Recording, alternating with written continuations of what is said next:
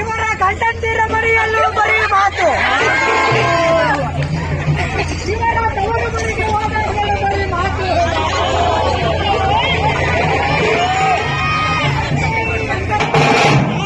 ಶಿವರಾತ್ರಿ. ಜೈ ವಾಸವಿ, ಜೈ ಜೈ ವಾಸವಿ.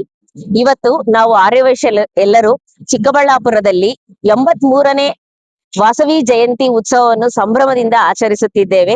ಬೆಳಿಗ್ಗೆಯಿಂದ ನಾವು ದೇವಸ್ಥಾನದಲ್ಲಿ ಪೂಜಾ ಕೈಂಕರ್ಯಗಳು, ಅಭಿಷೇಕ, ಆಮೇಲೆ ಕನ್ನಿಕಾ ಪೂಜೆ, ಅದಾದ ನಂತರ ಮಹಾಮಂಗಳಾರತಿ, ನಂತರ ಪ್ರತಿಭಾ ಪುರಸ್ಕಾರ.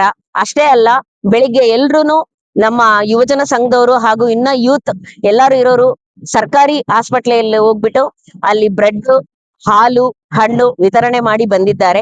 ಹಾಗೆ 5-6 ದಿನಗಳ ಮುಂಚೆನೆ ರಕ್ತದಾನ ಶಿಬಿರವನ್ನು ಏರ್ಪಡಿಸಿ ರಕ್ತದಾನವನ್ನು ಮಾಡಿದ್ದಾರೆ. ಅಷ್ಟೇ ಅಲ್ಲ, ಇವತ್ತು ಸಾಯಂಕಾಲ ಕೂಡ ಅಮ್ಮನವರಿಗೆ ಎಲ್ಲಾ ಪರಿವಾರ ದೇವತೆಗಳಿಗೆ ವಿಶೇಷ ಅಲಂಕಾರಗಳನ್ನು ಮಾಡಿ ಎಲ್ಲರೂ ದರ್ಶನ ಮಾಡೋ ತರ ಎಲ್ರಿಗೂ ಅವಕಾಶ ಮಾಡಿಕೊಟ್ಟಿದ್ದಾರೆ. ಅಷ್ಟೇ ಅಲ್ಲ, ಪ್ರತಿ ವರ್ಷದಂತೆ ಈ ವರ್ಷ ಕೂಡ ಅಮ್ಮನವರ ಪಲ್ಲಕ್ಕಿಯನ್ನು ವಿಜೃಂಭಣೆಯಿಂದ ನಾವೆಲ್ಲರೂ ಊರೆಲ್ಲ ಮೆರವಣಿಗೆ ಮಾಡಿ ಅಮ್ಮನವರಿಗೆ ಕೃಪೆಗೆ ನಾವು ಪಾತ್ರರಾಗ್ತಾ ಇದ್ದೇವೆ. ಇಷ್ಟೆಲ್ಲ ಅವಕಾಶ ಮಾಡಿಕೊಟ್ಟಿರುವಂತಹ ಆರ್ಯವೈಶ್ಯ ಮಂಡಳಿಯವರಿಗೆ ನಮ್ಮ ಹೃತ್ಪೂರ್ವಕ ಧನ್ಯವಾದಗಳು. ಜೈ ವಾಸವಿ, ಜೈ ವಾಸವಿ, ಜೈ ವಾಸವಿ, ಜೈ ವಾಸವಿ, ಜೈ ವಾಸವಿ, ಜೈ ವಾಸವಿ.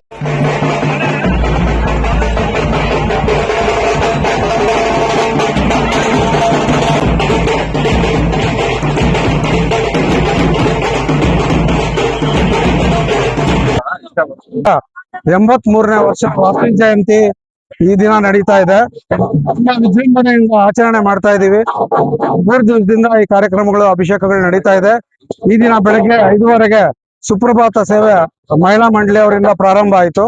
ಮತ್ತೆ 10 ಗಂಟೆಗೆ ಸರ್ಕಾರಿ ಆಸ್ಪತ್ರೆ ಹಾಗೂ ಜೈನ್ ಆಸ್ಪತ್ರೆ, ಇನ್ನು ಮಹಿಳಾ ಮತ್ತು ಮಕ್ಕಳ ಆಸ್ಪತ್ರೆಯಲ್ಲಿ ಒಳರೋಗಿಗಳಿಗೆ ಹಣ್ಣು, ಬ್ರೆಡ್, ಹಾಲು ಎಲ್ಲ ವಿತರಿಸಲಾಯಿತು ಚಿಟ್ಲೂರ್ ಕಾರ್ತಿಕ್ ಅವ್ರ ಫ್ಯಾಮಿಲಿಯಿಂದ.